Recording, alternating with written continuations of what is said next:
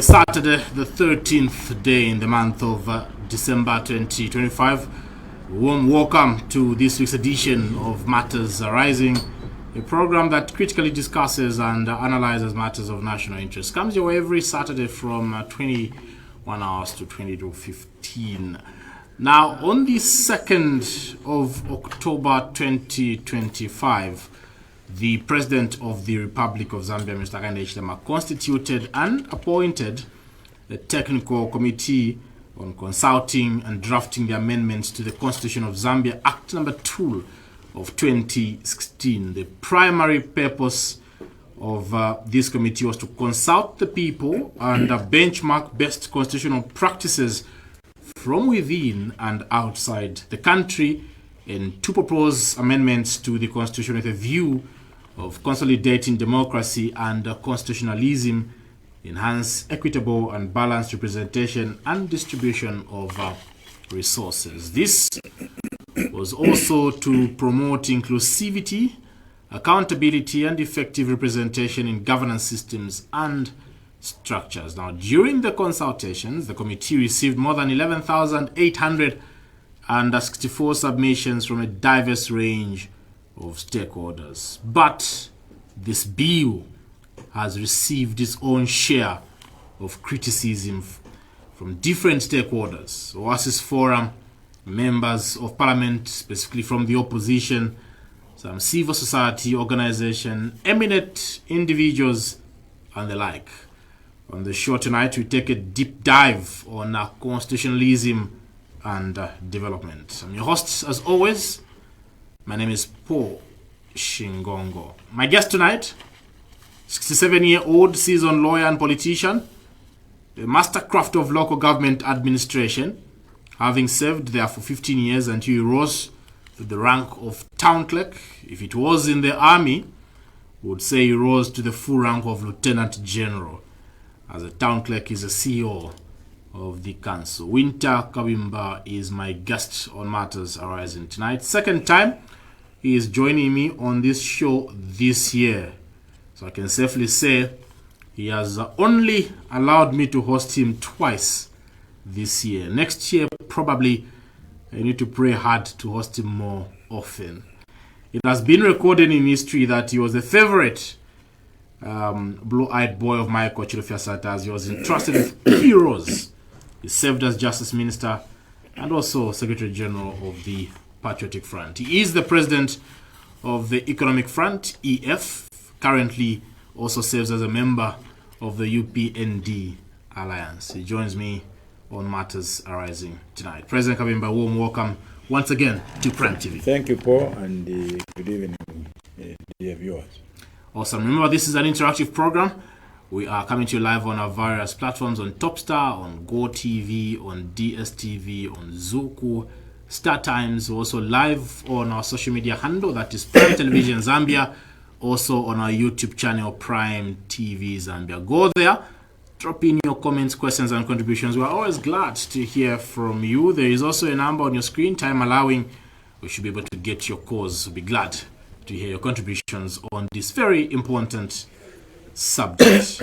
I'd like to begin, President Kabimba. Yes. On behalf of Prime Television, and of course on my own behalf, to convey our heartfelt condolences on the loss of your father a few weeks ago. Thank you, Paul.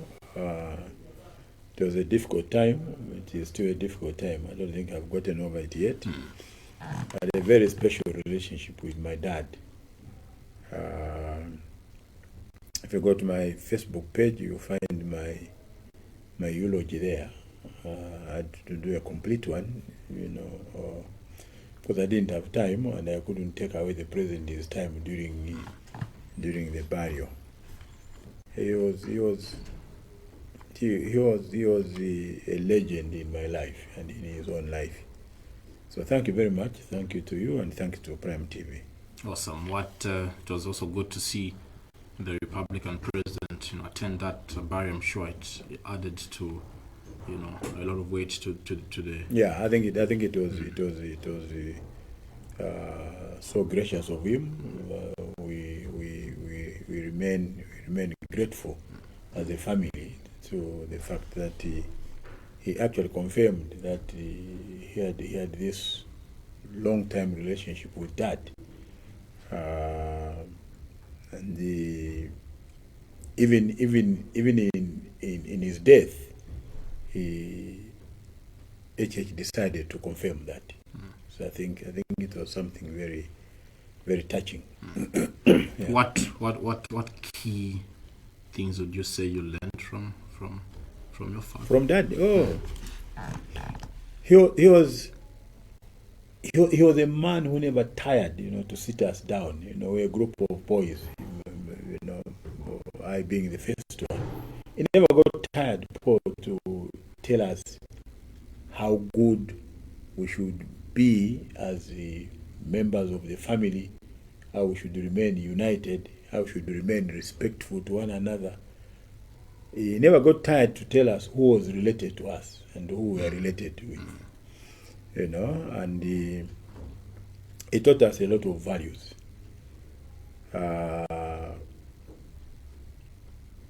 One of the things that Dad said constantly and repeatedly was that we should be proud that we are Zambians and that we are African.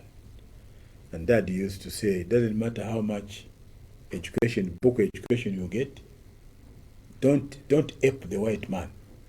Don't try to pretend that you want to be white, because you will never be a white person.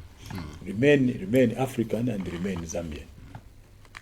He was very, very strong, about that, and I think he was talking from a viewpoint of how education has alienated us, those of us that call ourselves educated, has alienated us from the extended family, and the roots in our village, in the village. Dad was a strong believer in the extended family system. He never saw it as a burden. We looked after so many people, people that were raised in our home, and they were treated just the way we were treated. They received the same. But let me also mention, this, that one of the things that Dad taught us and taught me was that don't take what is not yours. Don't steal. What is not yours is not yours. And when I got into public service, I was not afraid of the Anti-Corruption Commission. I was afraid more of my dad, because I could hear his voice echo in my ears. Don't take what is not yours. Don't take what is not yours. Don't steal. So I was more reminded about what Dad taught me from a very young age, more than the Anti-Corruption Commission, which came much later, and found that I already had this lesson from Dad. Don't take what is not yours. And I can share this with you, that when I left the council unceremoniously, for some reason I've never left a job, ceremoniously. I left the council unceremoniously because the minister had to suspend the council so as to get rid of me, because I differed a lot with the Benimwinga over is trying to use me, in activities that I didn't agree with, and I'm being polite. So I then left the council, and Benimwinga's minister was very convinced that they would catch me left-footed. So what he did was he commissioned a group of auditors to go to Lusaka City Council and go and audit the council for the period that I was in the council, and also audit my imprest account. And when they went back to him and said that we have found zero against this guy, he says, "No, I can't believe you." So there were some volunteers that two British guys that we were doing, that come under British aid. So they were at local government and they were auditing, you know. He sent them to the council to go and audit, you know. They still came back with the same report. We have found zero against this guy. And Ben Mwinga was shocked. But he didn't know that during that period, I could hear Mr. Kabimba's voice in my ear, don't steal, don't take what is not yours. I said the same thing when when I left PF. Okay, you know, amid celebrations that were. Oh, you're aware that people celebrated? Yes, because I know that all those celebrations were sponsored. Okay. Yeah, and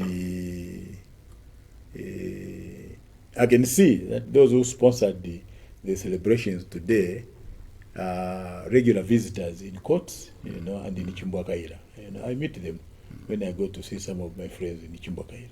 Those who sponsored those celebrations and made me, you know, to make me look bad and to make them look, you know, or angelic. That I was the one who was bad and they were good people, and they're the ones that cared more about this country and stuff like that. Posterity always vindicates the innocent. So when I left, this is a statement which I made. I said, you can go to the Minister of Justice. And I said, Given has taken over as Minister of Justice. But I can tell you that you won't find not even a small piece of paper like this, you know, or as evidence that I ever took something that was not mine. Okay? When I went to the Ministry of Justice, I bought my own office furniture. Your own? Yes, my own. I bought my own office furniture, except for the table. And I took an inventory. I told the PS to take an inventory of that. And when I was fired, I went and reclaimed my furniture. You took back the furniture? I took back my furniture. I'm not rich enough to donate to government. So I took back my furniture. I told them, you can now take back the furniture that I found. If somebody else comes and they accept that is fine. So that's really the background. You know, I had these values from Dad, and I really remain indebted to him even in his death. Yeah. Glad to hear that, President Kabimba, because a few weeks ago I also saw you at your farm. I've forgotten the name of the farm. Mutumbi Farm. And one of the things you are saying is that I worked for these things that I have now. Yeah. And that's why even law enforcement officers cannot find anything on me. What's the importance, even before we get into the meat of the conversation, what's important? Because one of the things we see politicians, when they're in the office, you know, there's glamour and everything, but once they leave, like you've said, they become regular visitors at the Anti-Corruption Commission, at the correctional facilities. What makes people to begin to take advantage? Is there some power that is in the offices that makes it easy for people to steal public resources? It's greed. You know, human beings are by nature greedy and never get satisfied about what they have. Okay, and power is very tempting. Okay, I remember the old man Mundia Skatana every time saying to me, do you know something that I'm so much afraid of? And one day we were standing at the High Court, and I said, no, he says power. He says, I'm so afraid of power.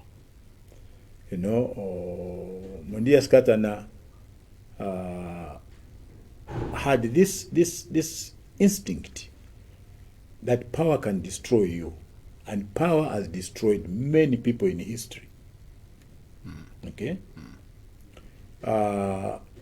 So when people get into power, they lose values. That is hoping that they had them. And they also think that they'll be in power ad infinitum. They also lose the sense of accountability, the value, that this is a public office and I'm accountable to the people. Paul, if you went around the ministries, I'm not very sure about now, but during my time and when I was in the council, and you see the relationship between ministers and PSCs and directors, I mean, you would just weep. There are some ministers that are so terrible to their PSCs. There are some PSCs that are so terrible to their directors that they think they are omnipotent, they think they are everything. And nobody in the ministry should cross their path. Nobody should try to advise them. And what happens when you wear that kind of character, you alienate people, so they leave you alone. They don't want to speak to you. Okay? And they know that the day of reckoning will come. So it is that kind of thing. Let me give you this example. I walked into my office as Minister of Justice one day, and my secretary then said to me, "There's an envelope for you on the table." And I found an envelope, I think it was 40 million kwacha then. And the voucher attached read, being sitting allowance. So I called my secretary. I said, "Who brought this envelope?" She said, "The PS." I said, "Get me the PS here." So the PS came, and I said, "What is this check for?"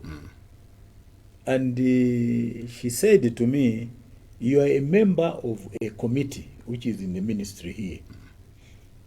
So that is the money which is paid to you, is due to you as a member of the committee." I said, but this voucher says this is sitting allowance." He said, "Yes, your predecessor used to get it." I said, "But I've never attended any meeting. How can I be paid 40 million kwacha for having attended no meeting?" And she said, "Well, that's what used to happen with your predecessor."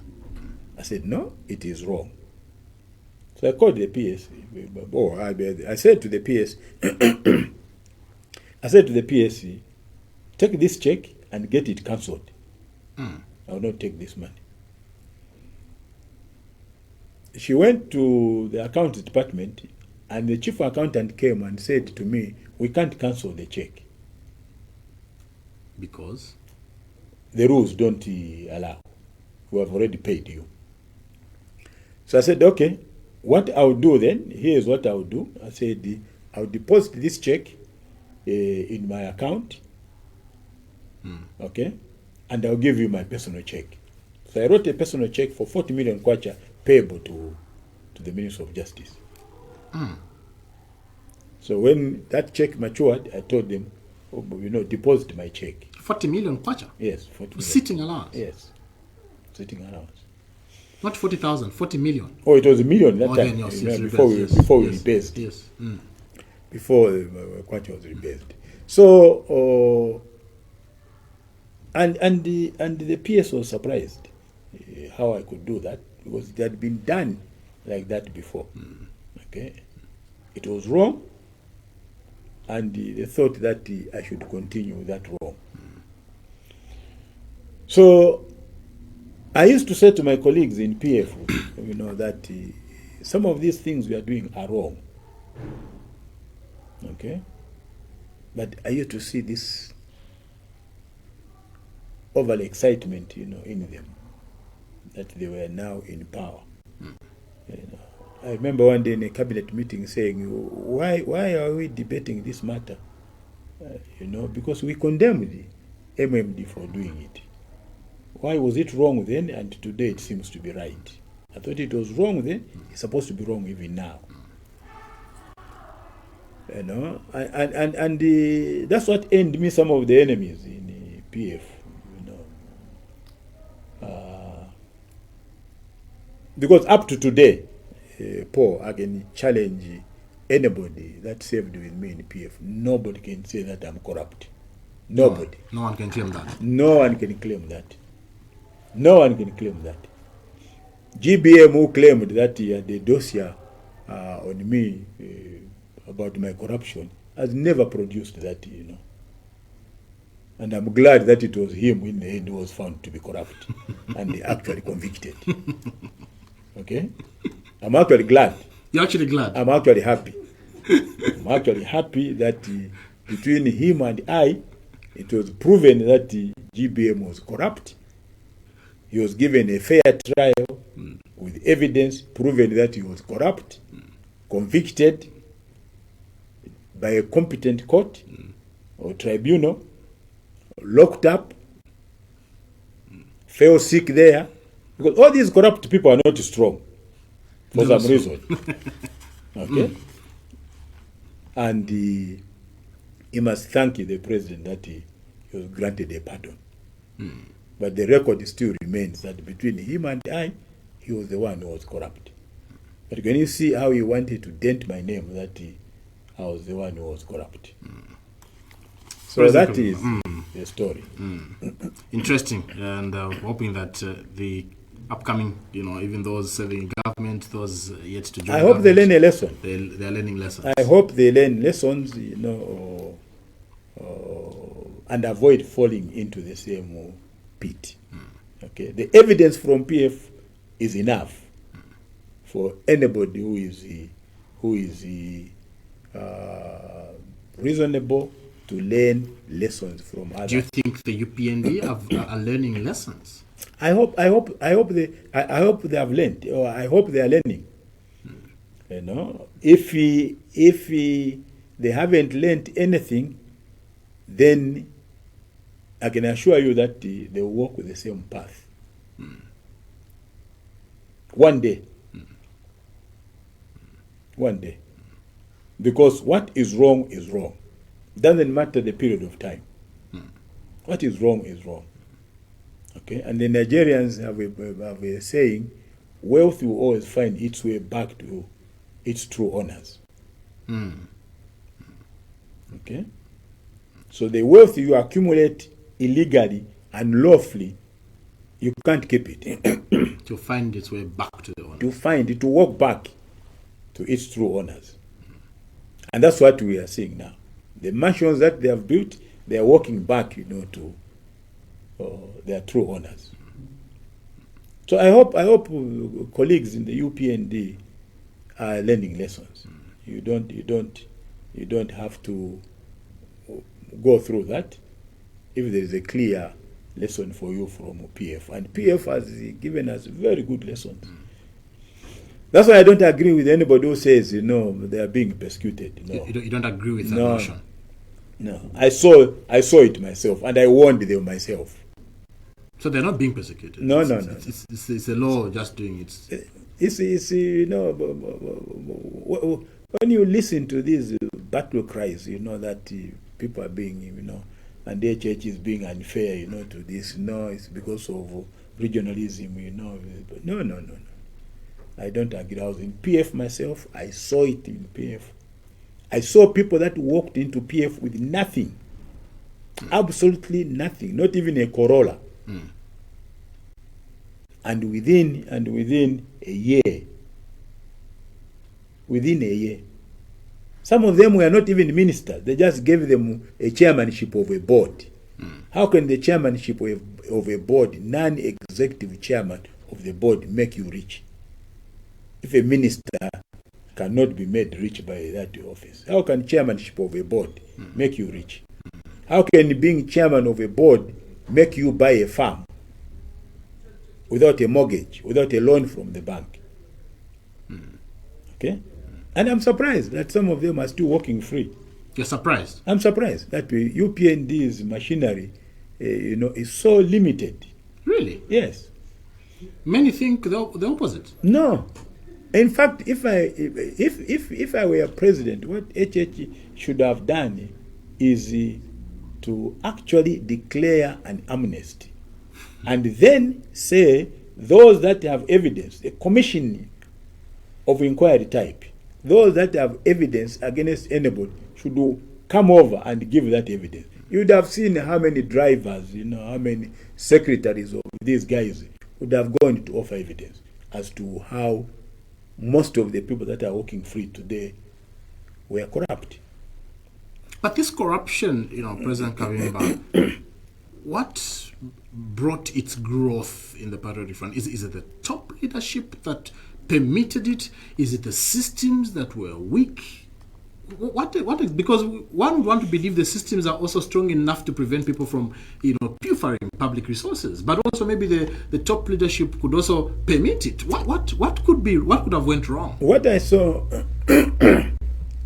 excuse me, what I saw in PF was that the top leadership permitted it. Yeah, the top leadership permitted it.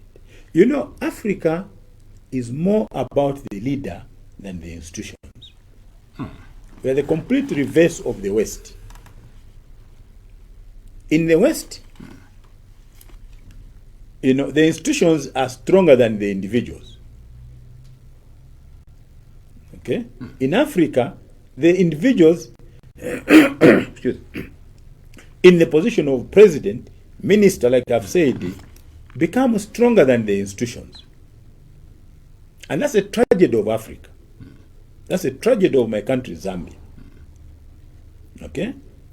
So, because of that is, nobody is held accountable by the institutions. And when you have a leader and a crop of leaders that wants to act with impunity, then you are in trouble. Then you are in serious trouble. So it's actually the leadership. I saw it myself. You were in the top leadership. You permitted it. You were SG of the party. You permitted it. Well, I'll tell you, that is the main reason why people had to fight me. Okay? Because I just couldn't approve of it myself. I'll give you an example. Mr. Sata allowed his ministers to travel with their spouses. A minister is going on government business and he gets authority from the president that he wants to travel with his spouse. Okay? And he would grant that. As far as I'm concerned, he didn't even have the powers to grant that request. He didn't have the powers. Because can you imagine, what does the voucher read for Mrs. Kabimba, for example, in the Ministry of Justice? That she is coming with me as what? That's it. The only person I think permitted to do that is the president. And ministers used to do it. They knew it was wrong, but the president was permitting it. The president knew it was wrong, but he had to prove that he is president. So one time I traveled myself abroad. When I came back, Mr. Sata asked me, "Did you go with your wife?" I said, "No." He said, "Next time you must go with your wife." I said, "No, it is wrong." You told him? I told him. It is wrong. I told him it is wrong, and I know that some of your ministers are doing it, but it is wrong. The 1 week when I acted as a president, one of the ministers, I'll not give his name or name him, wrote to me as acting president, for authority to travel. And he included in the letter, "I'm traveling with my wife." I wrote back to him and said, the answer is no. Your wife can't travel with you. If you want, you can wait for the president to come back and resubmit your request. I turned it down. I don't know what happened after that. Why? It was wrong. But Mr. Sata was permitting it. And everybody accepted that a wrong had become a right. So everybody that worked with me, whether in the council, whether in the Ministry of Justice, in the government, in the party, they knew my values, that wrong is wrong, right is right. Full stop. And because society ideally and generally is not about good people. Okay? There's I think is Plato or one of the philosophers who said, you can't have a strong character and lead an easy life, because one is the cost of the other. Okay? So if you want to do right, don't expect to lead an easy life. Okay? If you want to lead an easy life, then you should not have character. You should not have values about what is right and wrong. Then you have cheers, But if you want to do right, nobody will cheer you. So, because society, invariably celebrates wrong. You see it even now. That the little that the HH is trying to do to put this country right in terms of political morality, corruption, and they are completely diverting the guy from that and dwelling on other things. They want him out. Why do they want him out? Not because he's doing the right, the wrong thing, so that they can come in and do the wrong things. Okay? They actually miss ECL. Because of that? Yes, because that was another leadership that was weak. Oh, you believe ECL was weak? Oh yeah, very weak. Very weak. He was a very weak leader. In fact, to me, that was the worst part of his presidency. He was a very weak leader. What makes you say that? Because of the things that went on around him. Because of the things, that went on around. Many said no, he was a good leader, but surrounded by wrong people. No. This theory about wrong people, right people, there's a philosopher again who said, the intelligence of a leader is judged by the people around him. So if you want to judge the intelligence of the leader, look at the people around you. Okay? So it has nothing to do with because after all, you choose the people around you. They are not imposed on you. You choose them. Okay? In the United States, they've got a statute. It's called the Pendleton Statute of 1883. It prohibits appointment of cronies. Okay? Says you can't appoint your cronies, your friends, and whatever. And it makes an exception, except for those that work in the White House. Because the ones that work in the Oval Office, the president must choose himself. He must not be, prevented by law, to do that. So the president chooses who works with him inside the State House.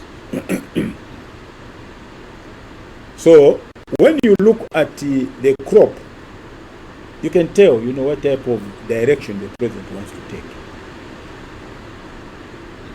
Okay? So the corruption just got magnified beyond the Sata's boundaries. Not that Sata's was worse than ECL. No. ECL was worse than Sata's era. Sata tried. You remember he fired Ronald Chitotela and Roger Smoewa for corruption. They were both deputy ministers. At least he tried to show that he abhors corruption. In fact, the word that he used was, "I'm allergic to corruption," which in my view was not even true. Okay? But at least he tried. He fired these two. for corruption. Okay. I don't think that Edgar had the stamina to fire people for corruption, because he would have ended up with no cabinet if he had done that. Because the majority of them were corrupt? Because the majority of them were corrupt. Majority of them are doing the wrong thing. Okay? That's the truth of the matter. Can we say the same about the current president? He has the stamina to fire wrong people? I think HH has the stamina. Look, if you are going to make comparisons, there's even no comparison between HH and the ECL. There's no comparison. The gap is too much. The gap is too much. HH is sober, like me, doesn't drink. That's not a yardstick, President Kabimba. No. My father used to tell us, go around in the village, whoever you find with bloodshot eyes is a drunk. And look at their pairs of trousers. When you look at them and have patches Vigamba, they are drunks. And he used to tell us, there's no drunken man who can look after his life properly.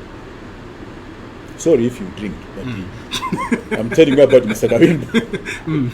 So I got that from my father. Okay, so there's no comparison between the two. There's no comparison between the two. HH is sober, and serious minded when you engage him. He's serious minded. He may not have the experience, but sobriety, that you must give to him. A sense of discipline, that you must give to him. And all these were absent in ECL. Maybe you're being too harsh on ECL. No. I know I live in a culture where you should talk good about dead people. But if the dead people left bad behind, we have to talk about them. Okay? And Shakespeare cautions us very well. The evil that men do lives after them. And the good is interred with their bones. Sorry that ECL has not been interred yet. Okay? So I find some of even these reminiscent comments, that come, from all walks of life, including the church, that things are worse now than they were under ECL. They shock me. You don't agree with that thought? No. Unless somebody says they used to eat with ECL and now they are not eating, then they can convince me, because then they have to declare personal interest. Okay? That, look, I'm suffering now. I can't do the wrong things that I was doing. I can't get free money that I was getting from ECL, and I can't get it from this man. If that is your position, then you are right. But to make a comparison that the ECL administration was better than this administration, whether in every front, whatever front, pick any front for me. Pick any front for infrastructure. Someone has said he was a father of infrastructure. Oh, that is, the infrastructure. This is the thing. This infrastructure was actually commenced by Michael Sata. I drafted Michael Sata's speech to Parliament in 2012. Remember, the elections were in 2011. In 2011. September, and in October. In fact, the opening of Parliament was delayed to November. I'm the one who drafted the speech, Michael Sata's first speech to Parliament, single-handedly. And I sat down with him, I remember, at his house on Omero Mumba Road, and he was telling me, what we do, Wynter? We must open districts and provinces in this country, and we need roads. And he sat there and he said, I want this to be included in the speech. The road from point A to point B, the road from C to D. At one time I said to him, you speak about these roads, it's as if you are traveling on them now. He said to me, I've traveled on these roads and I have got this picture in my mind.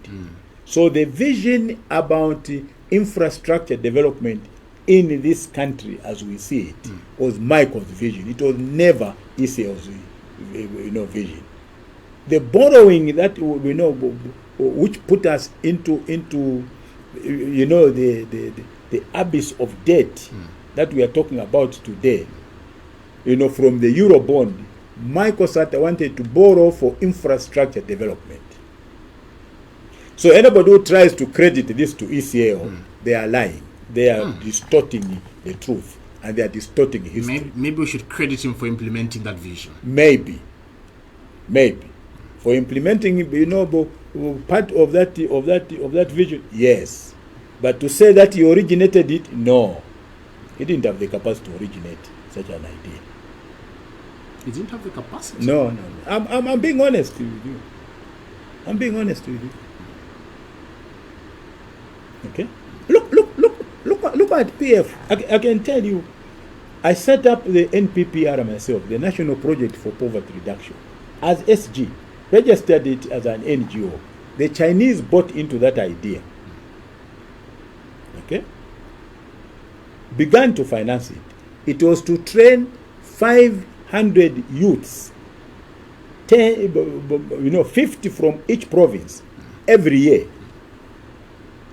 And the Chinese said, in the vocational training colleges, the 10 of them across the country. And the Chinese said, we are going to increase these numbers as we go. I set it up. When I left PF, they ran it down.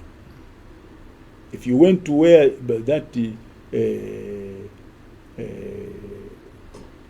institute was, you would cry. One of my guys in the party now, I was laughing because he said, do you know the propaganda after you left? They said you had stolen all the computers and all the sewing machines, and everything. I said, why didn't they report me to the police? I set up the Police Monitoring and Research Center. Oh, PMRC. PMRC. I set it up myself. It was my brainchild. Single-handedly, I got it registered. Appointed Margaret Mwanakatwe, and the group, as the board of governors. And I said to Mr. Sata, I would like the board of governors, or I'm recommending that the board of governors be composed of non-PF members. Let's make it autonomous. That's what brought Margaret Mwanakatwe into politics, as chairperson of that board of governors. And now the PMRC, what is it? It's part of the Ministry of Finance as the research center. Okay? Now, I can challenge anybody as you bring people, to this program, especially the PF ones. Let them tell you just what they did outside the routine, thing of getting into the ministry and coming out, getting into the ministry. What else did they do for this country? Nothing. What new thing did they bring beyond what they found in the ministry where they were? Okay? So, leadership is important. And the tragedy of Africa, I go back to this point, is that because leaders are stronger than the institutions, they create a culture of impunity. Because the ministers learn this from the president, and they think they should act the same in the ministries. Okay? So, what is the way forward then? And that's where it comes to your constitutionalism. Though the Constitution alone, as a piece of paper, is not what is going to resolve our problems. It's not. No. I hear people talk about democracy, rule of law, independence of the judiciary, constitutionalism, no. When they were debating the Constitution of India in 1946 to 1949, it took 3 years to debate the Constitution of India. What type of India the Indians wanted. after they had thrown out the British, who didn't want to leave India. During the debate in the Constituent Assembly, one of the delegates said, the people that are going to implement this constitution must be just as good as the constitution. Because even if you had a bad constitution, but you had men and women of honor and integrity, they will still make that bad constitution work. His name was Dr. Prasad in the Constituent Assembly. And I think I subscribe to that argument. Okay? That what makes society run are not the laws that we put on paper. It's the men and women that feel bound by those laws and implement them accordingly. You can get the best institution if the American Constitution is the best and give it to a rogue of a leadership in Africa. It will still not work. It will still not work. So I sit back as I listen to everybody talk about, oh no, democracy. Oh no, the space is shrinking, democracy. Oh no, freedom of expression, freedom of speech, freedom of assembly. And therefore we need a good constitution. It won't work. It won't work. If justice is not etched on the hearts of men. I believe that justice is not something that you learn at the university or in school. It's something that you learn in your family. That if I see you poor being unfairly treated, it must worry me. Because you deserve to be fairly treated. And it won't matter whether I know you, whether you are my friend, or you are not my friend. Let me pick your thoughts, okay? President Kabimba. Let me pick your legal thoughts on a key argument that many have put on the table around the Constitution Amendment process right now, which is the talk of the country. We've seen the committee, led by Mshawati, also submitting a report. The president, sittings in the National Assembly have begun by a Parliamentary Select Committee. On Thursday, the Law Association of Zambia, which I want to believe you're a member of. Yes, very proud member. Very proud member of LAS, appeared before the committee and refused to comment on the content of the bill, claiming that there's a breach of the law because in the case of Munia Zulu and Celestin Mkandila, the court ruled itself on that matter. And I'd like us to, just for the benefit of the people that missed this part of the submissions by the Law Association of Zambia, just to replay what LAS President Lungisani Zulu said when he met the committee on Thursday. But very saddened. We are saddened because the current process, Chair, is a representation of a serious threat to the national principles and values that the Constitution espouses in Article 8 of our Constitution. Under those salient provisions, Chair, democracy and constitutionalism are the pillar that makes Zambia a democracy. We are saddened because we sit here when the supreme law of the land has been interpreted, and the proceedings that we are doing today have been impugned by the Constitutional Court in a case of Munia Zulu and Celestine Mukandila. We feel saddened because according to the Constitution, any act, any omission that is contrary to the Constitution is itself illegal. As lawyers, Chair, you may wish to know that we begin our but very saddened. We are saddened because the current process, Chair, is a representation of a serious threat to the national principles and values that the Constitution espouses in Article 8 of our Constitution. Under those salient provisions, Chair, democracy and constitutionalism are the pillar that makes Zambia a democracy.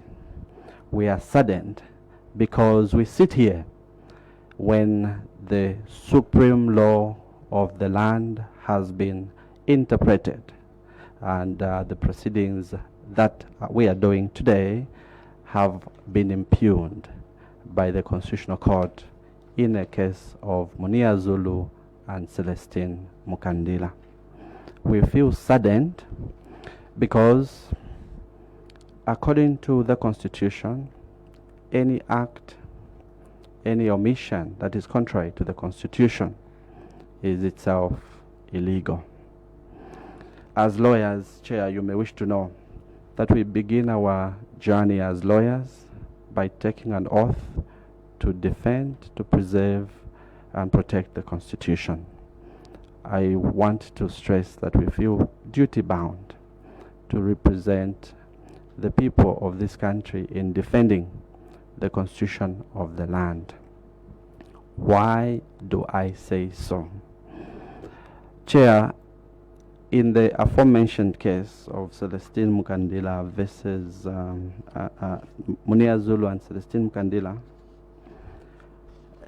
the court, which is given final jurisdiction on matters of interpretation of the law, especially the supreme law of the land, did make a specific finding that the initiation of Bill 7, which at that time was contained in the ministerial position, flouted a number of provisions, including Article 1, Article 2, Article 5, Article 7, Article 8, Article 9, Article 61, Article 90, Article 91, and Article 92 of the Constitution of this land. The finding was that the initiation of the process must have benefited from the people. How? According to the express findings of the Constitutional Court, the beginning point was for government to appoint a neutral expert grouping, a technical committee that was required, first of all, to go and find from the people areas which they felt needed to be amended in the Constitution. Apart from finding from the people, the experts were required to also look through various submissions from previous constitutional review processes. Once that is done, the experts were required to frame the proposals into a bill. And once the bill... Of course, that is Lars President Lungisani Zulu appearing before the Parliamentary Select Committee that is deliberating on Bill 7. They refused at all to comment on the content of Bill 7 because the conversation on Bill 7 has been invalidated by the court as far as Lars is concerned, as far as you lawyers are concerned. Is that the case? Do you agree with the position of Lars that we should not be talking about the contents of Bill 7 right now because the court already ruled that that process was flawed? Yeah. I think the court pronounced itself on the process, not on the substance of the document or the terms of reference or the proposed amendments. And I think there is a huge difference between the two. The court, and rightly so, said, look, you can't have this program to amend the constitution, where are the people who are supposed to drive this process and own the product, the end product? And I think the court was right. I don't think that the court was seized with the pronouncing itself on each and every amendment proposed. No, those are not the issues before the court. The issue before the court was, can the government, can the Hakainde Hichilema government undertake the amendment of the constitution by merely putting forward a bill to parliament with amendments? And if you remember, before this process started, when excuse me, this thing was just mooted. Again, society was polarized. There were people that were saying, "Oh no, but the constitution allows, that the president can just take amendments, and the parliament is vested with powers to amend the constitution. You don't need the process. You don't need anybody. People must just make submissions." That debate went on. So I think the court was pronouncing itself not on the substance, but on the process. Okay? In trying to comply with the court's judgment, a technical committee was set up. And the technical committee, in trying to fast track their work, instead of going around the country, in one group, they subdivided the technical committee. So, the committee to which I submitted did not have Chairman Mushabati there. Wasn't there? It wasn't there. Okay? And I think that's what the issue really, if you want to argue about the process, in my view, which becomes extremely subjective, is at what point would one say, now we've got the people? At what point do you say that? That's a big question, actually. That's a big question. Yeah. Okay? Look, let's create an analogy here, just for logic's sake. There are 20 million Zambians. Okay? In 2021, the voters register had 5.3 million registered voters, somewhere in that neighborhood of that figure. We know from the results that only about 2.8 million that voted for UPND, 1 million that voted for PF, so 3.8, maybe 4, okay, out of the 5 point something million. The question that you would ask is, are the 4 million the majority of Zambians to put in place a government? Are they the majority? The answer is no. So if one argued and said, but you left out 15 million people, this can't be a government. And 15 million, even in arithmetic, is a bigger figure than 4 million. Logically, they would be right. Okay?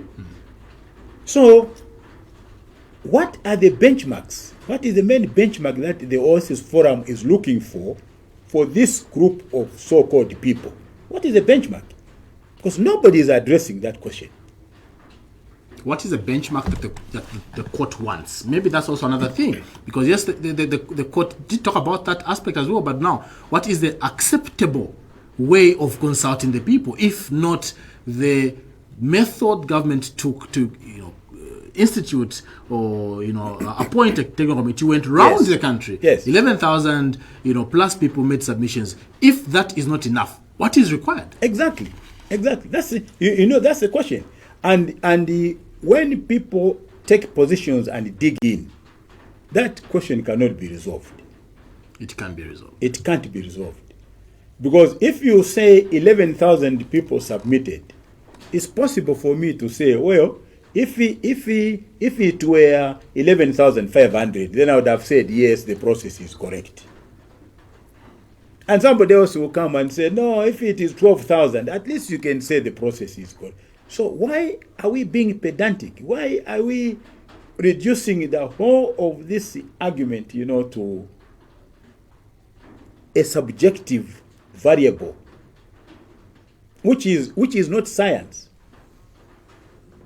How many people, I would like to ask the viewers out there, how many people drew up the U.S. Constitution? How many people? Out of the population of 1.6, which constituted the 13 colonies that time, before it became the United States of America, the 13 colonies that constituted the Confederate state, the population of those 13 colonies was 1.6 million. That was the total population. The Philadelphia Convention that drew up the U.S. Constitution had 55 delegates. Was that process correct in terms of the numbers? The answer would ordinarily be no. 55 people, bakambile bantu bali 1.6 million. Nangabenda ngubanabasi ya bwanji. And even out of the 13 Confederate states, 2 states didn't attend the convention. They didn't have enough money, transport money, to give to the delegates to travel to Philadelphia. So the U.S. Constitution was formulated by 11 states, but finally ratified by all the 13. Even the ones that didn't go there received the document, debated it, and they said, yes, we ratify this document.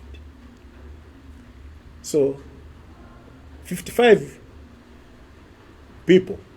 The NCC, under the Mungomba Commission, that followed the Mungomba Commission, had over 600 delegates. And there were still stakeholders that said, no, this is not people. This is not people. This is not what we want. A lot of them here are government employees. And therefore, government has an inbuilt majority when it comes to voting. 55 people drew up a constitution today which all of us say has stood the test of time. And it has only been amended 27 times since 1787. Actually, 89, finally 89. They started the process in 1787. It was ratified. The ratification, went up to 1789. 27 times when it has been amended in the life history of the U.S. of over 250 years. So, what is this thing that people stand on Mount Olympus, trying to mislead people? So you mean, President Kabimba, that even those concerns Oasis Forum is raising do not carry water because it is difficult to ascertain which people need to be consulted for the Constitution to be amended? Yes. What are the numbers? But you're contradicting yourself because earlier on you said that you agree with the position that Laz has taken. You agree with the position that the conversational Bill 7 should not proceed because... No. Clarify that because that's my understanding. No. I said,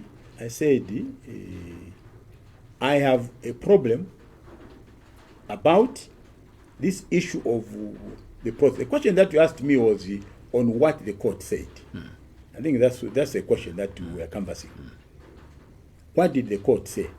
And I said, in my own understanding, the court did not pronounce itself on the content, the substance. The substance of the proposed amendments, but on the process. Okay? Laz, as part of the Oasis Forum, has taken a position. And the position, as submitted by Council Langsani Zulu, is that the process, in fact, the argument is that the government is in contempt of court. Yes. Okay? The government is in contempt of court. Do you agree with that thought? Okay. but let me finish my train of thought. Now, assuming they are right, Laz. No, there was this forum. Yes. Plus Laz. Yes. Assuming they are right, what are they supposed to do? They are supposed to go back to court and say the Attorney General, who is the chief legal advisor to government, is in contempt of the judgment of this court. This is a democracy. So you use established institutions. It was dismissed. They went to court. Some not Oasis Forum, but another stakeholder also went to court. So if you submit yourself to a tribunal of competent jurisdiction, if you submit yourself to court, and the court dismisses the matter, isn't that supposed to be the end of that matter? Surely it is. There must be some finality. And when we go to court, we are saying to court, you and I, that what the court is going to say, we shall abide by that decision. Okay? But it can't be your way or the highway. Okay? This is a democracy, and I find it rather sad that the Oasis Forum has taken a position of pronouncing itself as righteous, as the only organization that is representative of the people of this country. You find it sad? Yes, that they think that whatever they say is right and that is the correct position. The answer is no. When in Greece, where representative democracy started from, the Athenian democracy, as it is referred to, they used to sit in small groups originally. Then they reached a point where they said, look, it is becoming very difficult for us to sit because the group is growing. So it's becoming very difficult to bring everybody to come and resolve the issues of the city of Athens. So what do we do? Then they said, okay, why don't we just have representatives? Each group, interest group rather, in Athens would choose, representatives. Okay? And then come and meet. But those representatives would have consulted the larger groups from where they are coming from. So that's where the principle of representative democracy comes from. Okay? Now, if really you are a believer in democracy,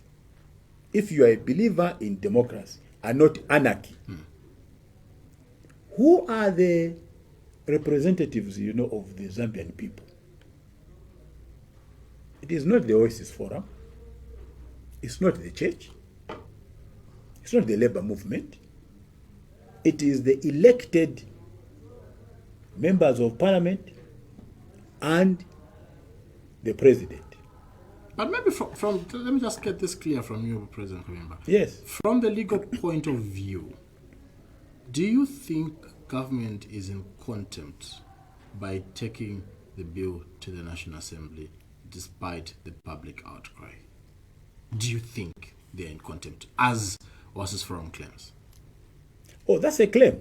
I'm glad you put it. I've answered that question, and I don't think that it's me to answer it in the form that what I've said. I've qualified my answer.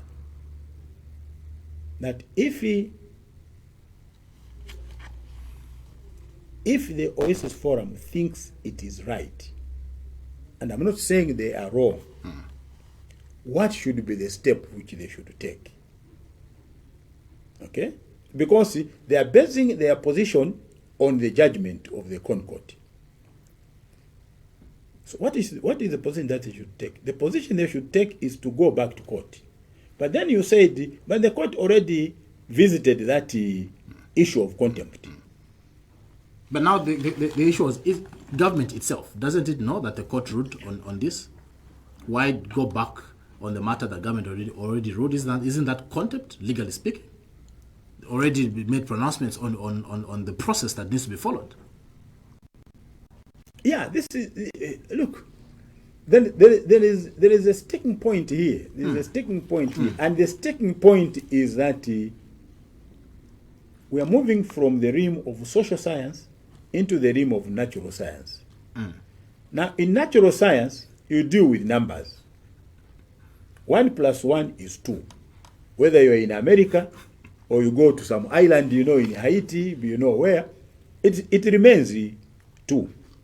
In social science theories don't work like that. Okay? Social science theories don't work like that.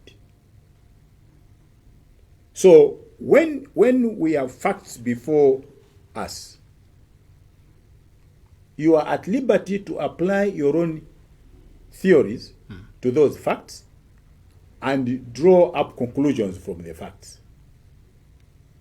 I also have the liberty to apply a totally different theory to the same facts, and I may draw up a different conclusion. Okay? That's a problem that we have here. And my submission is this, that unless we have a figure from our colleagues in the Oasis Forum that what they consider as the process of the people, unless they can describe it in some kind of language for us to understand, it becomes difficult to figure out whether they are right or they are wrong. I think that is my view. Government, through State House, of course, has indicated that they'll treat the Oasis Forum as a political opponent because they believe that they are working, together with some opposition political parties. What's your view on that? Look, the Oasis Forum idea was mooted during the Chiluba third term period. Okay? It brought together different groups of stakeholders. And I think it's important to know that at that stage, there was really no opposition in Zambia. I think it's important to make this point, which is an important point of history. At the time when President Chiluba wanted to go for a third term, I think the only breakaway political party or grouping, if I remember, would have been the National Party, which was born out of the MMD. So there was no opposition to talk about. So the only opposition that then arose, or this consortium of stakeholders, the church, LAS, and other stakeholders, to whip up, the psyche of the people to oppose President Chiluba's bid, to amend the constitution. Because if they had not done that, the whole parliament was almost 100% MMD, except for the 21 seats that were held by UNIP. Okay? So the 2/3 majority was a foregone conclusion. Okay? The Oasis Forum now is operating in an environment where there are opposition political parties, the ones that they are inviting, to go and meet with them. Okay? And in so doing, the Oasis Forum is building another consortium beyond the Oasis, what we saw of the Oasis Forum in 1996. Okay? It has larger numbers now of stakeholders. Okay? But my view is that you can't treat a lobbyist organization, which I think the Oasis Forum should be regarded as an opposition political movement. And I know what made the State House make that statement. It was because of the reckless statement from my sister, the spokesperson of the Oasis Forum, Piot Katebe, when they Met the opposition. When they met the opposition. You call that statement reckless? I think it was reckless because you can see what it has done. It has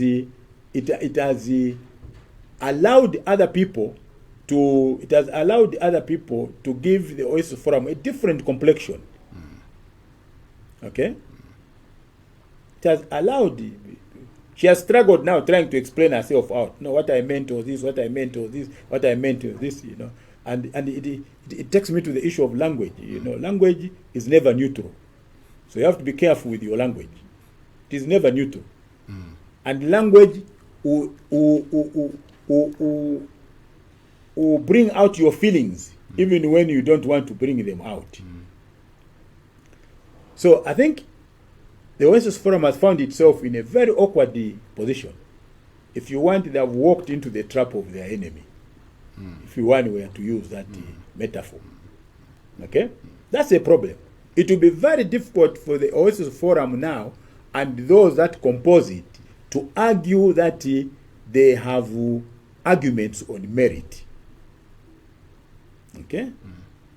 Because that statement was actually about regime change. Yes. That's what it was. And you can't be a lobbyist if you're advocating for regime change. You can't be a lobbyist and advise the opposition to unite and be strengthened so that you will defeat this person. So that democracy is enhanced without. No, that was not the statement. The statement was be strong so that because once you are strong, then then we can defeat this one. In other words, then we can change government. That's a regime change statement. That's not a lobbyist statement. That's a problem. And the Oasis Forum have themselves to blame for whatever interpretation that anybody would give to that statement. They have themselves to blame. And I've always advised people, it's important when you have serious matters to speak from a text. Because public speaking can be very difficult.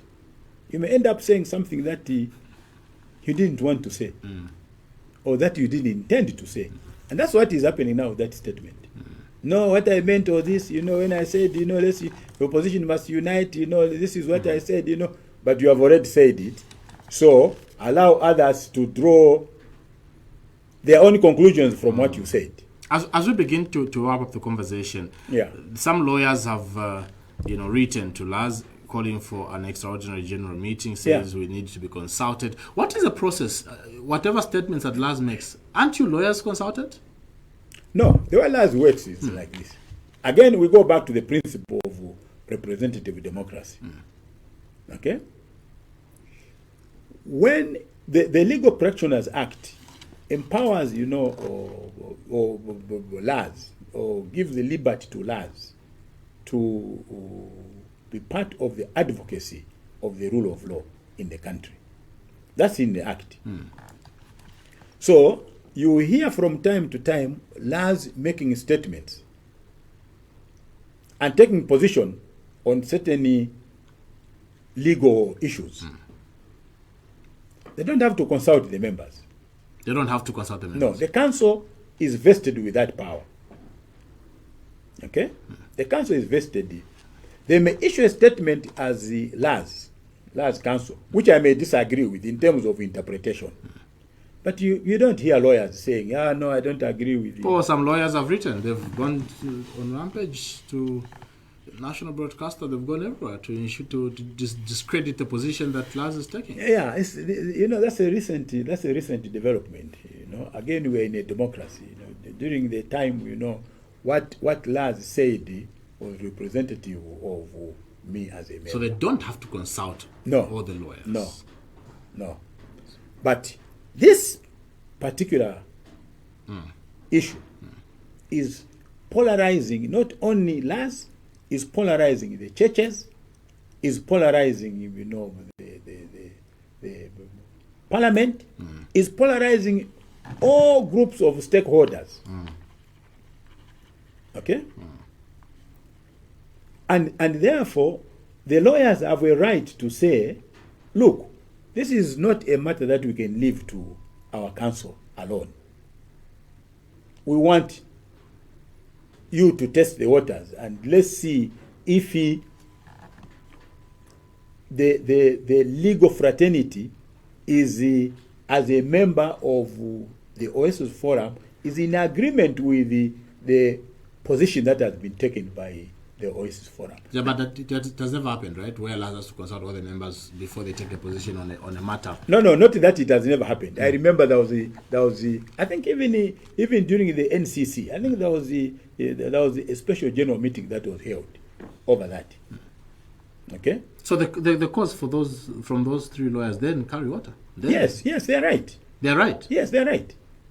They're right to move the council. In fact, there is a meeting tomorrow. I saw a notice, from Laz. There's a meeting tomorrow at the Laz Secretariat at 15 hours, and that and this issue is on the agenda. The position taken by Laz vis-a-vis that of the Oasis Forum. So lawyers are very democratic. I'm proud to belong to an association, which is it's actually the most democratic, organization in Zambia today. The most democratic. The most democratic. Arguably so. Yes. Arguably so. Well, maybe I'm being selfish as a member. But what's as we wrap up, what's your position as EF on this matter of Bill 7? What would your advice be to both the members of society that are supporting, the amendment of the Constitution and those opposing this for various reasons? What is your take? Because government seems to be going ahead. We were told second reading is coming up soon, this very month. Look, when I appeared before the technical committee, I can't remember the date, maybe 2-3 weeks ago now. I think the last day of their sitting. I remember the chairman asking me, are you here as a politician? Are you here as an individual? I said both. I said as a citizen, I have the right to be here. And as a member and leader of the economic front, I also have the right to be here. So I've come to submit to you wearing both those hats. Okay? So, we made our submissions on the substance of the proposed amendments. The substance, yes. Okay? On the substance of the proposed amendments. Look, Paul, if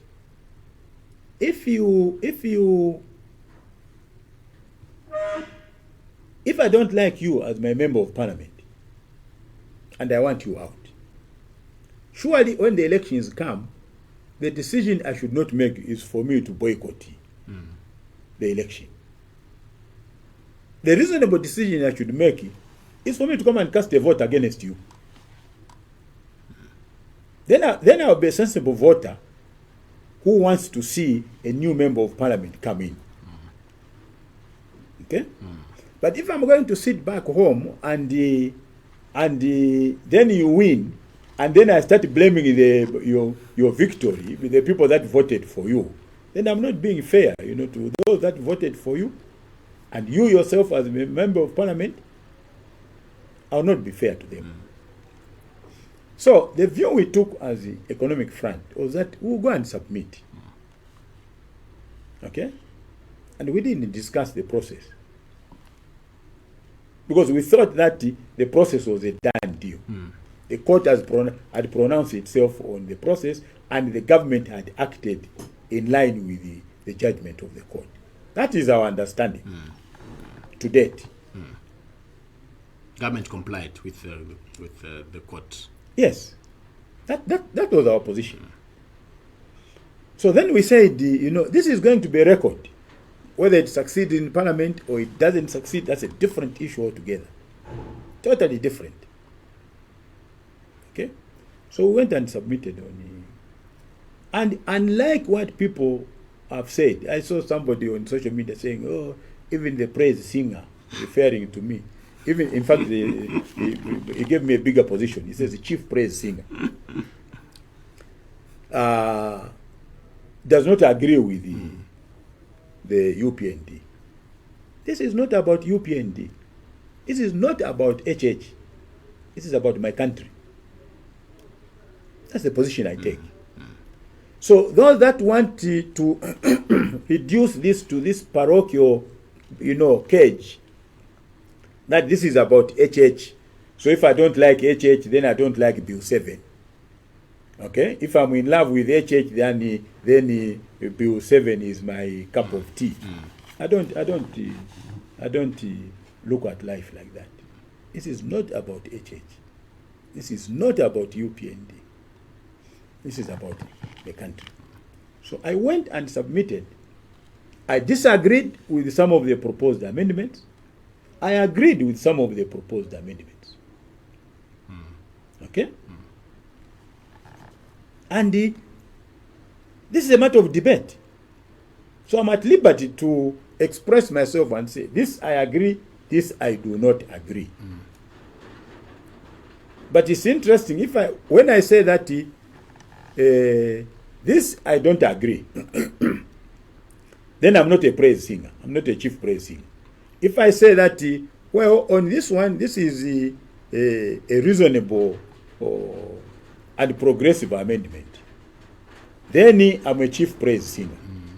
Because you're siding with them. That's the understanding. I don't even know who the them are. The guy, exactly. Okay? I don't know. This is the point. This is not about them and me. No. That's not the point. This is where we are having it wrong. Okay? A debate over this matter is not about them and us. That is why, again, I go back, to the constitutional making process of the United States in Philadelphia. That is why they agreed that at the end of this project, we are destroying all the records. There's no record about that convention ever. Okay? And the Indians and the Indian Constitutional Assembly, when they were formulating their constitution, they complained about what the Philadelphia Convention did. If they had not destroyed those documents, we would have learned something from there. My time is up. My director is hinting that my time is up. Yeah, the director is also very jealous about time. So I think this is where I have a problem. This is not about HH seated there and me seated here. No. This is about HH trying to persuade me and me trying to persuade the HH or the UPND. That's the role that all of us are playing. And if HH disagrees with me, it doesn't become my enemy. And if I disagree with him, I believe that I should not become an enemy. EF is participating in by-elections or in the various elections coming up next year. Is EF participating? Yes. In the various elections, yes. Different levels. Yes. Presidential level, you're endorsing. Once a chabe. Despite being an alliance, you're participating at presidential. No. Again, I heard you in your introduction saying, who is an alliance, we have not yet signed an MOU with the UPND. Okay. The alliance. You've not yet signed? No, we haven't signed. You would have seen it. So you're not yet members of the UPND alliance as yet? No, we are not yet members of the UPND alliance. Okay? We are not as yet members of the UPND alliance. We've been talking, and I think we are still talking. Okay. Yeah. So I think that's very that's very important. President Kabimba, always a pleasure having interactions with you. Thanks so much for finding time to come through tonight on Matters Arising. Thank you, Paul. It was a pleasure getting an interview with you. Awesome. That's where we wrap up tonight's edition of Matters Arising. My guest was Wynter Kabimba, State Council ODS. ODS, that Order of Distinguished Service. Order of Distinguished Service. They don't come that easily. No, and there are very few. He was my guest on Matters Arising on behalf of the entire production crew. I've been your host, My name is Poshingongo. Good night.